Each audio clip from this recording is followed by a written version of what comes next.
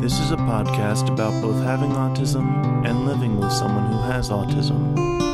My mom is Sonya, and I'm Josh, and this is Josh Has Autism.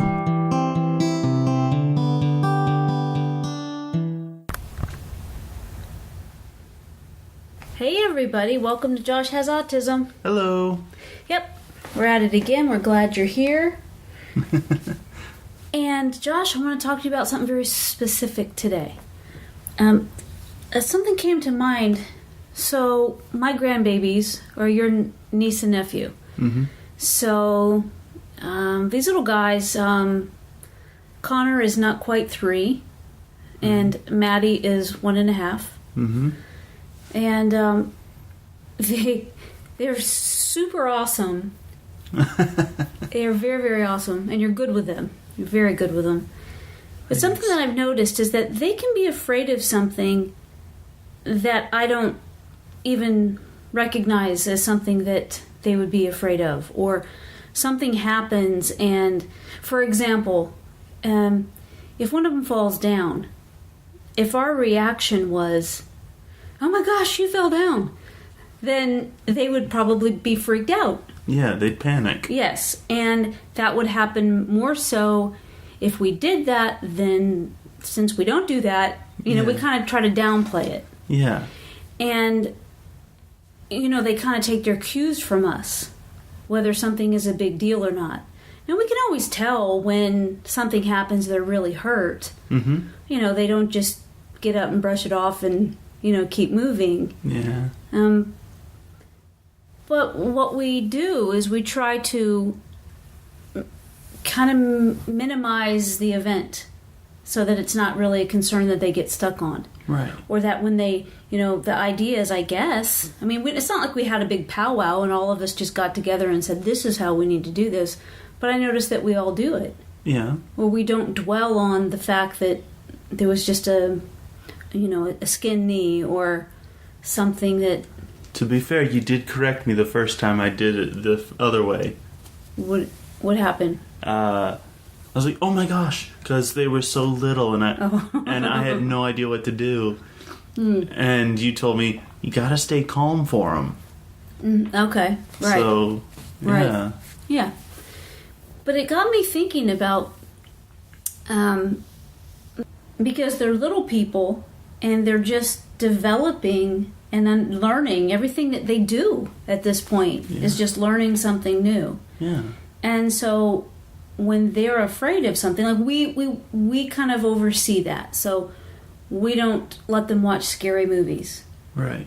We don't go out of our way. We don't even try to scare them. We try to reassure them. We try to comfort them and help them to feel safe. Right. And confident and encourage them to try new things. And it just seems like that's natural when kids are little babies like this, little toddlers. But it got me thinking about you and other folks that have autism and how it might be different and I guess kind of, I never really thought about this before too much. We've dealt with it, but I haven't really thought about it in these terms. And that is that because you're dealing with the world around you different than I do, because we've had all these conversations before, I recognize that you experience more anxiety and greater fear in general than I do. And it's just something that you feel in your body too. Yeah. And what I recognize is that a fear is something that it's a physiological reaction. So when it happens, regardless of whether a fear is, just generally recognized or not by the public, by society. Yeah. If, say for example, I just got the shivers thinking about spiders. Oh, yeah. You and your brother-in-law are afraid of spiders. Snakes totally creep me out. I feel like that's probably, for the first time in my life, getting better. because I've seen a couple lately and recognized that they were not doing anything to me. Like, they were trying to get away from me as fast as I was trying to get away from them. Yeah. But so those kind of fears, like, I guess society just recognizes people have fear of heights. People... Acrophobia. So, I one time growing up had a friend that all of a sudden developed what's called agoraphobia, where he could not go outside. Fear of open spaces. Yes. And he had been very involved in school. He was an excellent drummer and was just very involved in life. And then all of a sudden, that happened and he couldn't do the things that he used to do. Yeah. So anyways, I got off track a little bit.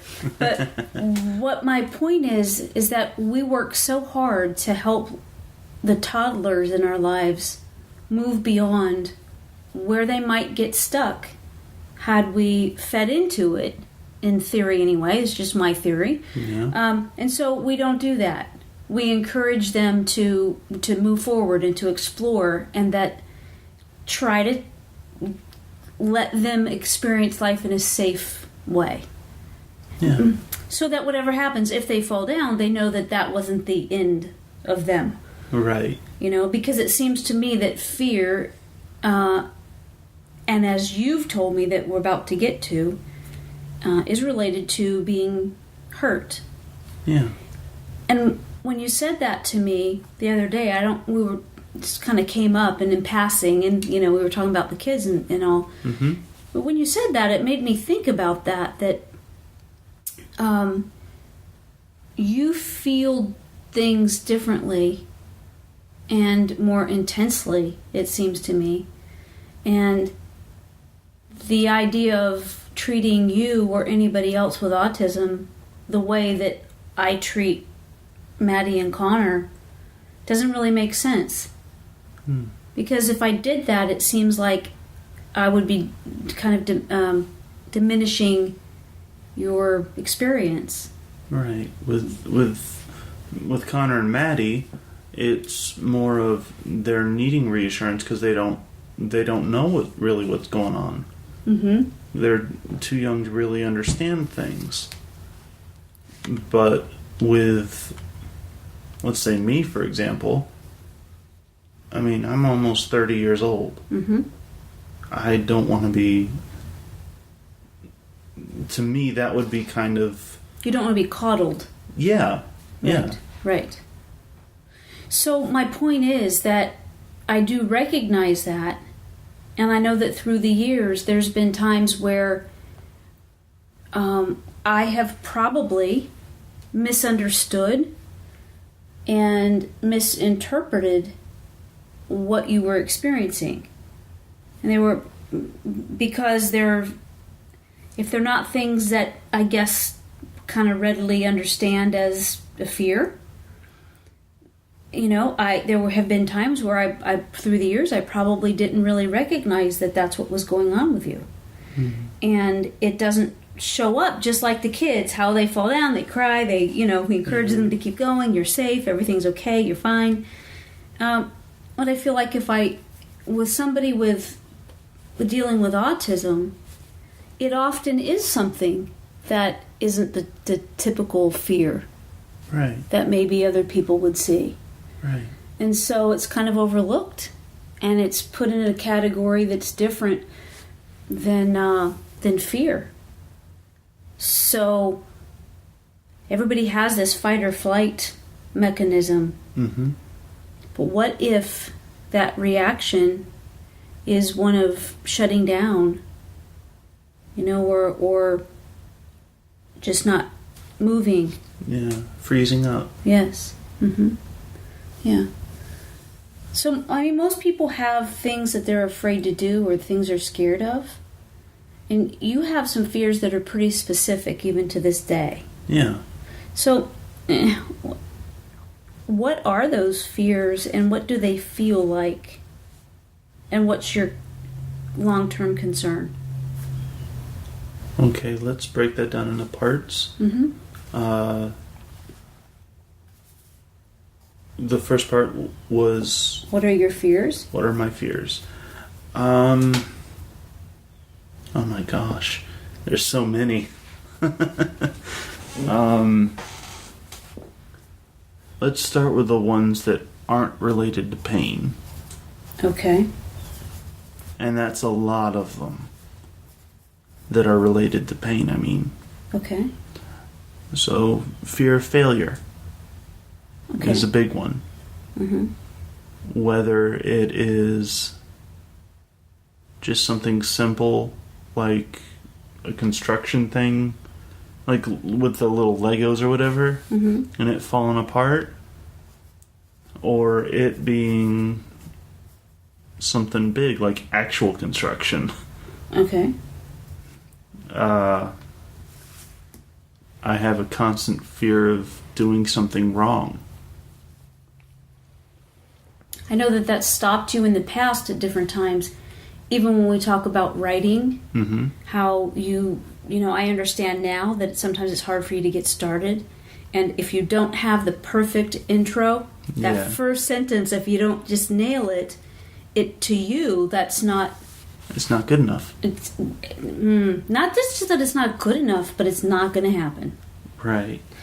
With writing, I have so many ideas I can come up with for writing things that it's ridiculous that I can't focus on just one of them.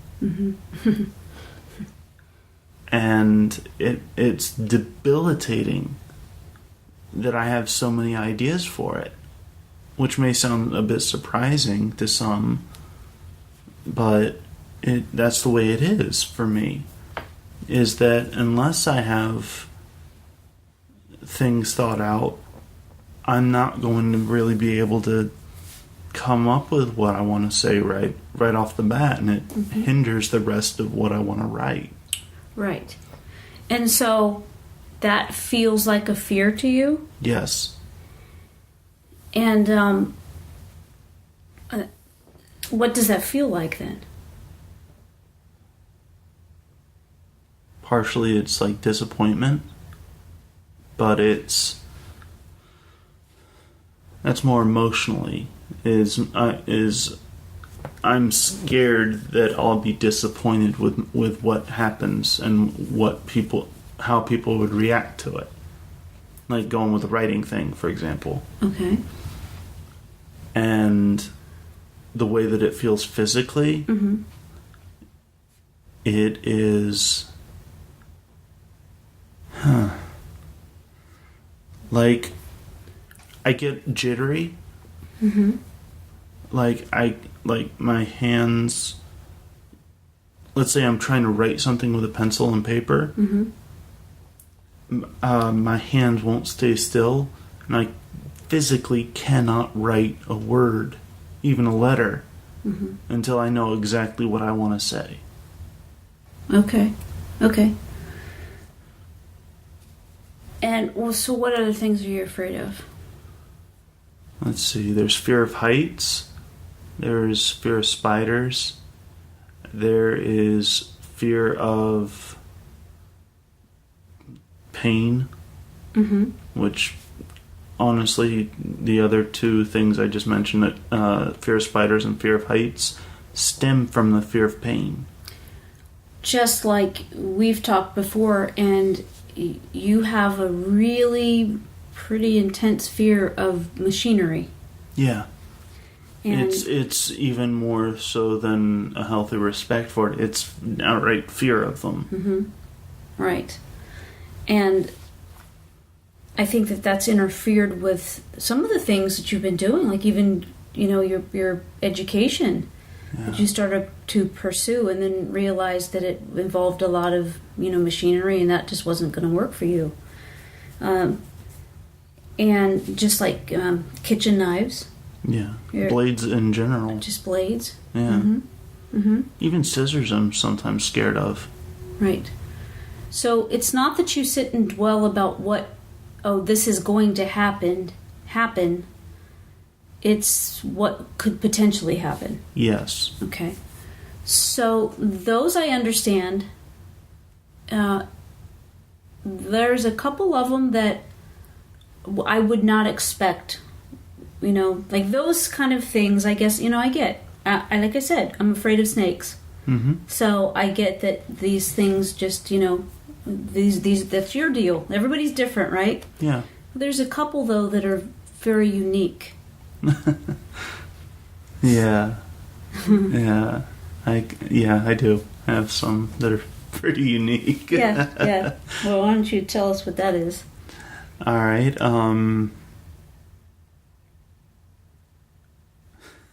At night, I have to sleep with either my shoulder up to my chin or a blanket over my neck because I'm afraid of vampires. Okay. It's something that from whenever I was a little kid is I either read a story or something about vampires and I could not get by it. And now it's almost subconsciously that I'll do that at night. So I'll cover up my neck. Okay. The second one, I actually realized a second part to it. Okay.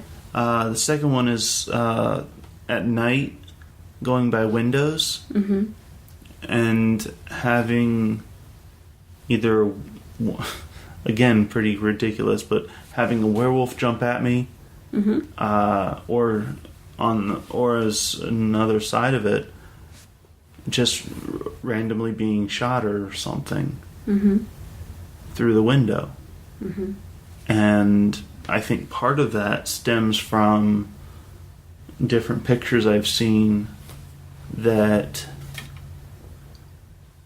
where you look at it looks like a normal picture, then you see something in the background. It's like, oh crap! Right. And anything else? That's ridiculous. Well, I didn't say that these fears are ridiculous, and they're legitimate to me. Exactly. That's my whole point.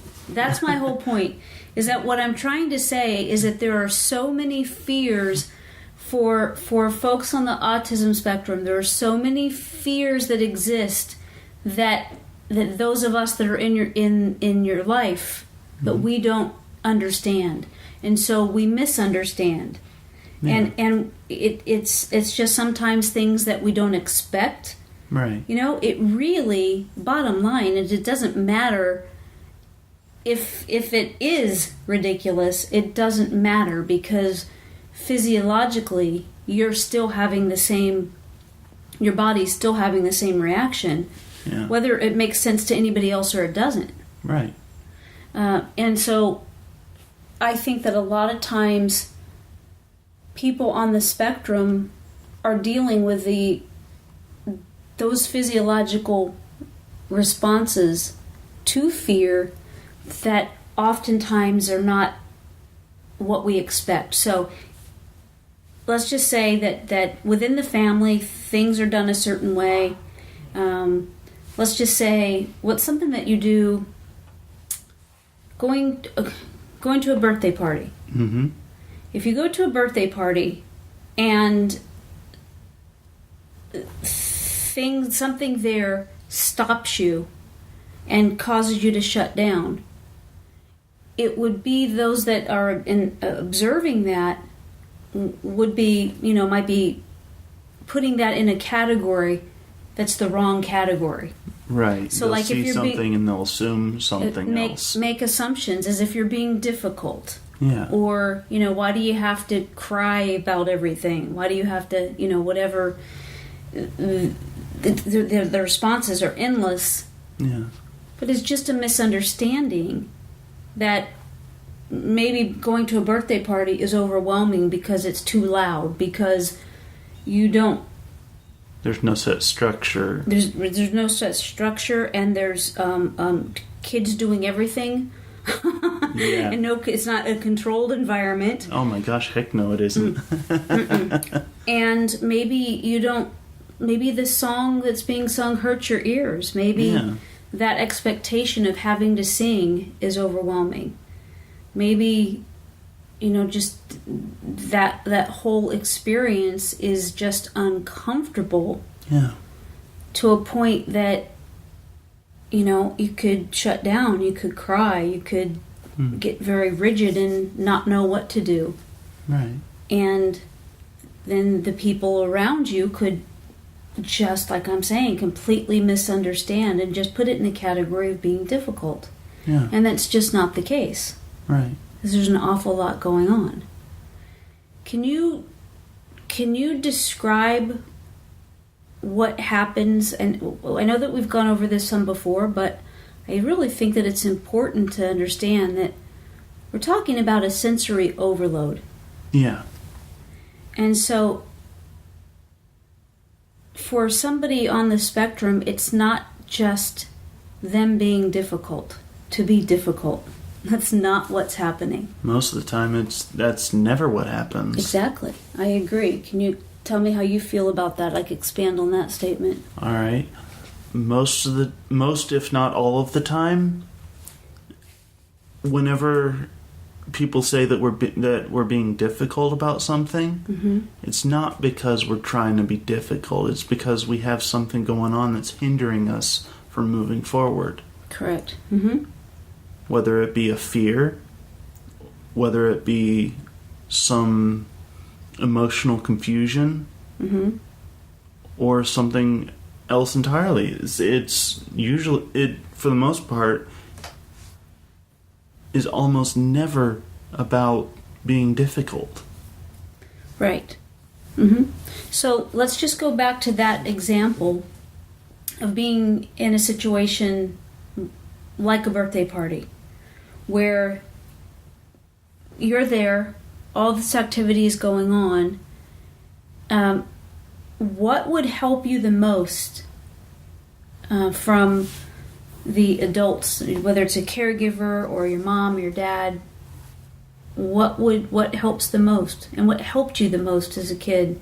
Even if I didn't do it, like if I blew it, I'm talking about this stuff now, but boy, this has been, like you say, almost 30 years of practice. Yeah. I can look at you now, and I can see that something's up, and I can intervene on your behalf now at this point. This has been going on now for years, where that's the possibility, where that's the availability, because we jive, because I get, I get what's going on. I will say, birthday parties in particular. Okay. I would get in trouble at my own birthday parties whenever I was younger. Almost without fail, I would get in trouble for overreacting to something, or not so much overreacting, but just... You would screech. Yeah. You would screech. You would not be able to sit still, and you were... where you're talking about was at a time when you were not able to articulate what you were feeling. Yes. So what it looked like was you were like a bundle of activity that was kind of chaotic, where there was not a back and forth conversation that was really clear. There was not, you would get upset and scream at somebody when they didn't know what they had done. Yeah. You would have to have things in a certain order. You would need for people to be in a certain place at a certain time, and you needed to have things orderly. Which was ironic considering that I was so chaotic as a kid. Well, I think that the chaos came from your need to have things to be in a routine. And when that routine was broken, it looked like all those things. And I'm just saying flat out here, I blew it a lot because I didn't know. I didn't know. I thought that you were just, being rude. I thought at times you were being inconsiderate and demanding. And I didn't recognize back then, at the times that you're talking about, what was going on with you. Right. I didn't know that. And it is a very difficult situation, because it's easier. I know this, even growing up, it was easier when it was just the family, right? Yeah. It was easier when it was just the four of us, because we understood. And if there were times that you were having a difficult time processing or settling down, we understood that we could make adaptations, we could make the changes. And it's harder when you're in a public setting, like a birthday party, when there's an expectation on how people behave. And that's what I'm really wanting to stress today, is that those behaviors come out of, I think, the fear of and that anxiety of things not being in that routine, and of what's going to happen. And so I put that in the category of fear because of this. So I say, I'm afraid of snakes. You say, I'm afraid of not having a routine. Right? Yeah. So I see a snake, I'm going to flip out. Yeah. You know, I'm really going to jump up on furniture and get away from it, run, whatever. I just pictured you jumping up onto this chair and it falling out from under you. Oh my gosh. I would be. I don't want you to be in pain or anything, but that's just what I imagined. Yeah. Oh my gosh. Yes. I get it. And that's the same. What I'm pointing to is that fear that you can imagine, that I'm so freaked out that I knock the chair over and fall over and just everything to get away from this thing. Yeah. There's no difference in that, in how you feel when your routine is changed. Yeah. Or when the lights are too bright, or when the sound is too loud, or when something happens that you weren't anticipating. It's stressful too. Oh my gosh, it's so stressful. It racks up my anxiety, and I cease to function sometimes, and it's so overwhelming that I can't move past it. Right. And there's an awful lot of us that are not on the spectrum that have just minimized what it is that you were feeling at different times in your life, because we didn't know any better. And we would think that you were overreacting, and that it doesn't, you're being silly because there's no reason to be afraid of, fill in the blank. Right. And I was wrong then, and I didn't even know it. But I thought this was important to share with people today, because it's not something that you could have controlled. And there's more to it than we ever saw. And all of that building up led to your rigid way of reacting sometimes, or the over-the-top way of reacting sometimes. Yeah. And the fact is that it's all legitimate, because whether it's real or it's just perceived, you're still having that physiological reaction. Yeah. So, what do you think would help out? We talked earlier, I started off by talking about Connor and Maddie. These little people that are unsteady and fall over all the time. and we encourage them to just get up and go. Yeah. And I realized that just telling you, when you were in elementary school and middle school, just to get up and go, it never worked. Yeah. And I understand why it didn't work now. But it is the opposite. Another point that I'm trying to make is that it's the opposite of what my just innate understanding has always been, which is just, of course you can do it. Just let's go. Yeah, you have always been the kind of person that has said you can do anything, you can be anything, and so Yeah, I can definitely see that. And at the same time, though, sometimes when I would try that with you, it was misplaced because we were not talking about something where you could just change your mind. Yeah. And so, in those times, can you think of anything that would have been helpful? Because what through the years, I did it the wrong way.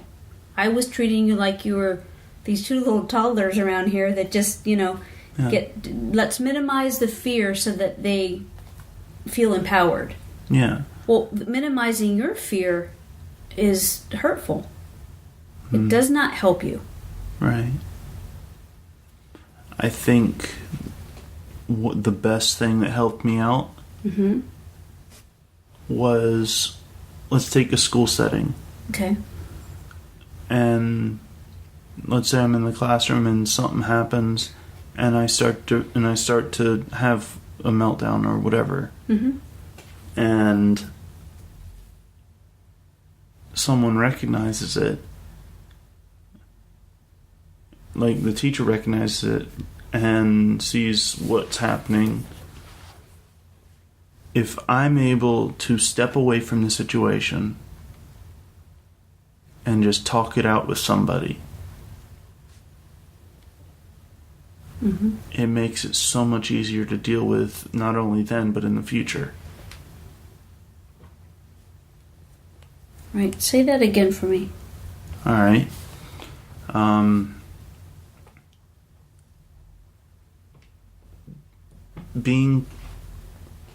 Stepping away from the situation and talking to somebody about how I feel is about what's going on and why I feel that way, and just talking it through with somebody else not only helps in that situation, but in future situations that might be similar. Right. Not after the fact, but whenever it's actually happening. That's you now. Do you think that you could have done that when you were much younger? That's what I'm saying, is it started in middle school. Okay. And you began to recognize it in middle school? Yes. Okay.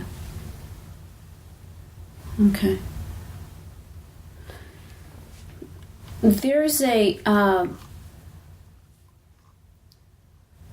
site that I went to online.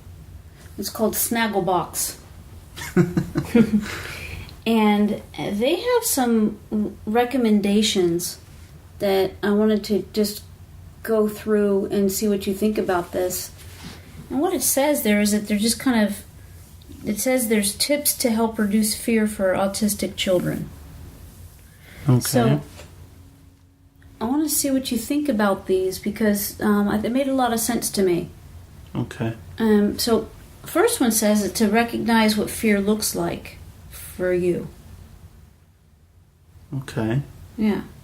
From an outside view? Yes, exactly. So speaking, of point of view that I'm your mom, and through the years, I did not always recognize that what you had was a fear that you were dealing with because it looked like something else. Yeah.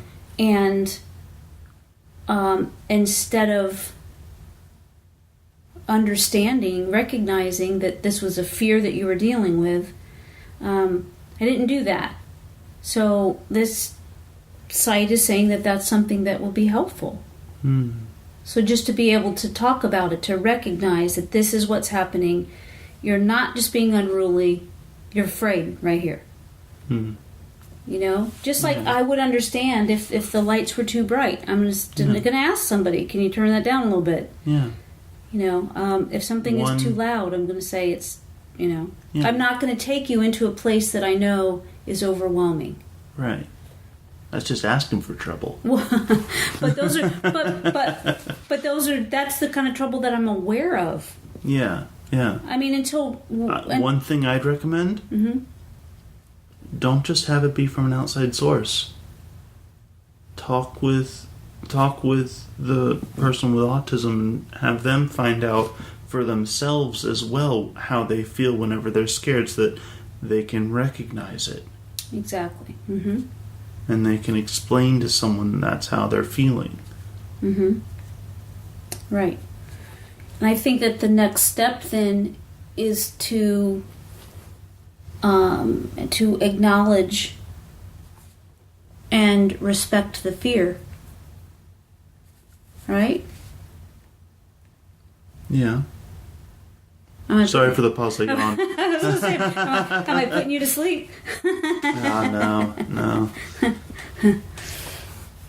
I think that's a big part of it because, right, so if you expressed what you were really truly feeling, mm-hmm. then I would be able to acknowledge it. Yeah. And then I would understand it. Yeah. And it's not about me empathizing there. It's, me really just getting, that you are dealing with this thing that you're describing. Yeah. And respect that. Mm-hmm. And again, going back to not minimizing it, because that doesn't help anybody. Right. And ultimately, when you're feeling these fears, it's about you don't feel safe, right? Yeah. Because if you're hurt, you don't feel safe. Right. Mm-hmm. Tell me something. Whenever you have these ideas, when you are afraid that a werewolf is going to get you, I'm totally face palming right now because I'm so. Oh, I'm totally aware how ridiculous that fear is. Well, but that's exactly what we're talking about, right? Yeah. It's exactly what we're talking about. Is that if it's what you're feeling, it's what you're feeling. It's not about it being reasonable, right? To anybody else. It's not about me, totally understanding what it's about. The fact, and I never knew that was the case. You haven't lived your life. You haven't lived your life until you're afraid of a werewolf. Well, it came from somewhere. Yeah. Because I'm thinking the things that you're afraid of have not, that I know of anyway, happened to somebody that you know. Mm-hmm. That hasn't been real life experiences. Right. But it still creates that anxiety. Yeah. And that fear for you. So it would be the best idea just when somebody that's on the spectrum expresses a fear that they have for their caregivers or parents or teachers or peers even, mm-hmm, to just respect it. Yeah. Right. And that's the best way you think to help you to move through that and to be okay. Not that you're going to not be afraid of it anymore, right, but to be able to be in situations and not have it to control your reaction. Yes. Yes. Mm-hmm.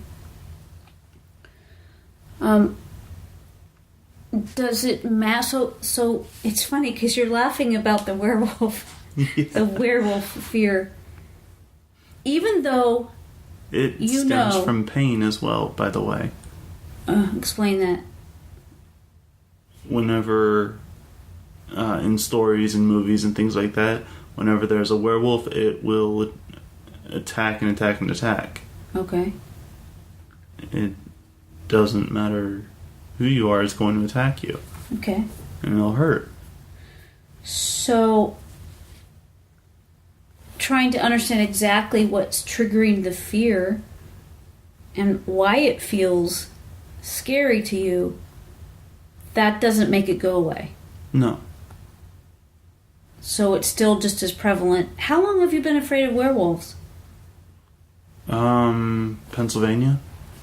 So, years. Mm-hmm. Years and years and years. Well, we've been away from there 4 years this month. I was. Do you believe that? I was in elementary school. Okay. Wow. Yeah. How come I never knew that you were afraid of werewolves? Because I knew it was ridiculous. Even I knew that it was ridiculous at that young age. That I was scared of them. Do you do things to protect yourself from them? Stay away from windows at night. Okay. I always knew you never liked windows. Up there when we had the door that had the windows in it, and it would creep you out. Yeah. And I never knew why. Yeah. That's interesting that you never once said werewolves. Why do you think I never said werewolves? Because well, look, I know, but it's not like I'm mocking you or anything about it. I know. I'm mocking myself because it's just so ridiculous. So, do you think? Because you hang out with people that are on the spectrum. Mm-hmm. Do you have any experience? Have you ever had conversations about things that are scary or things that they're afraid of? Sometimes, not very often. And usually we tend to stick to quote unquote safe topics. Okay. So it wouldn't be a safe topic because those are things that you're fearful of. Yeah. And when you're out in public or you're in a group setting, you don't want to talk about the things that you're fearful of because it brings up the fear. Right. Okay. Well, that makes sense. Yeah. Do you know of any way that somebody on the spectrum that you know has dealt with their fear, or how you've dealt with your fear? I mean, clearly you've got a sense of humor about werewolves. Yeah. So we can sit here and laugh about it, but what I do understand is that that's why you want curtains closed. Yeah. Okay, I got it now. Before this second, I did not understand that. Yeah. Yeah. So how do you deal with your fear?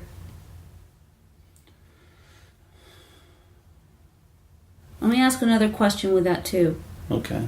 All of this leads to you feeling pain, right? For the most part, yes. Okay. That's the core foundation of all of the fears that you're talking about. Yeah. Is that in one way or another they're going to cause you physical pain. Or mental pain.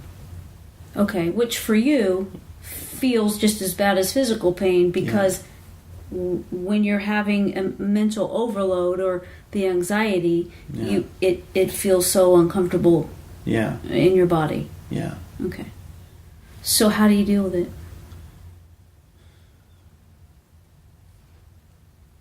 Part of it is, if I can, I make light of it. I'm joke about it. I try to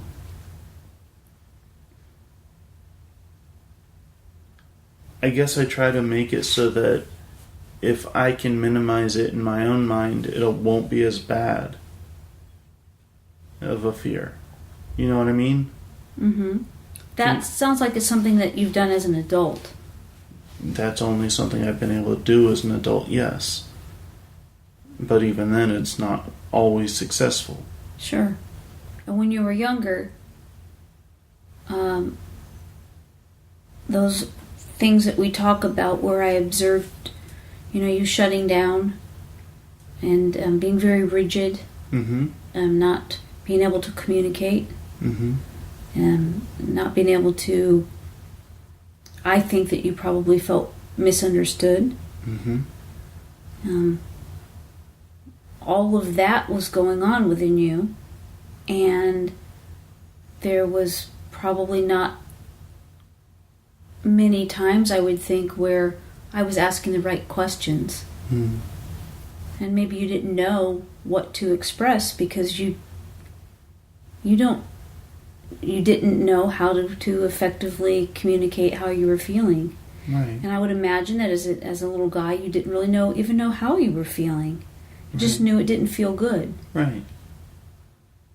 And so what I did, and which I'm sure a lot of caregivers are doing out there right now, is trying to set an environment up in such a way where you would feel safe. Yeah. They do that for their kids, and it's just that seems like the natural thing to do, but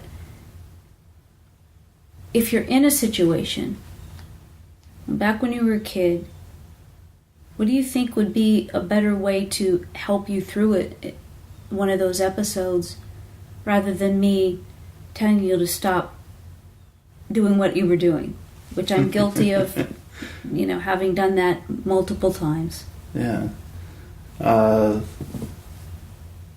Again, pulling me aside out of the situation that I was in, mm-hmm. and talking me through it. Mm-hmm. And I think something that I know now that I didn't know then was to make sure that you knew that you were safe. Yeah. That you're going to be okay. And what I do different now that I didn't do then when you were younger is to ask you what you need. Yeah. And I have found that that's a huge part of all of this. Because it's something that when you feel that you're being heard, and not only being heard, but then I take action on your behalf, mm-hmm. it makes a huge difference for you. Yeah. And I think that that's something that people can be doing for their kiddos on the spectrum mm-hmm. right now, is to understand that sometimes there's a situation that comes up and you're so overloaded. You're just this sensory overload, and you don't know which direction to go, and right. you're going all directions all at once, which looks like, we talked about earlier, chaos. Yes. And from a parent's perspective, I've learned that to remove you from the situation, just like you're talking about right now, and ask you how you're feeling, and ask you what you need, and then take the step to help you through it. And that's either changing the situation or reassuring you that it's going to be okay. Yeah. I think that that's a big deal. Yeah. Mm-hmm. Is there anything else?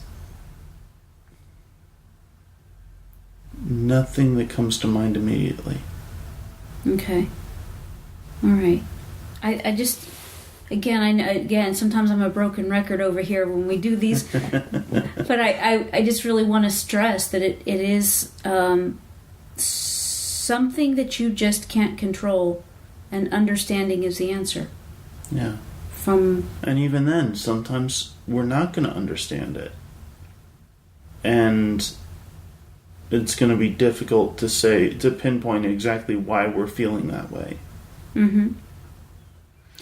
Yeah, but for the caregivers and the parents and the teachers to understand that it might look like something different. Okay, if I'm scared, I'm probably going to scream. That's what I'm going to do. If I see a snake, I'm going to scream. Mm-hmm. You're going to know. You're going to hear me, and you're going to know that something's not right then. Right.